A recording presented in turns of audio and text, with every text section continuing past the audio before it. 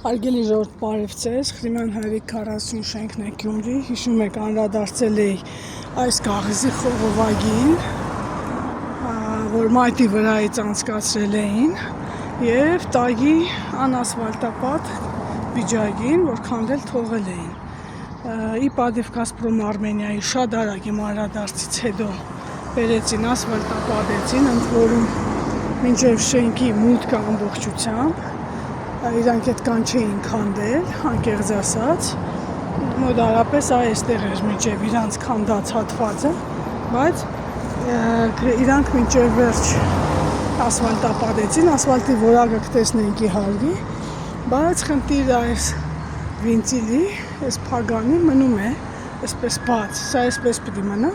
Գազպրոմ Արմենիայի ղեկավարություն, հնարավոր չէ ստեղ մի հատ թիտեղյա Տուկա եք ասում, ինչ եք ասում, սարքեք, ծածկեք, որ այսպես բաց չմնա, սա նորմալ է, այս վիճակում։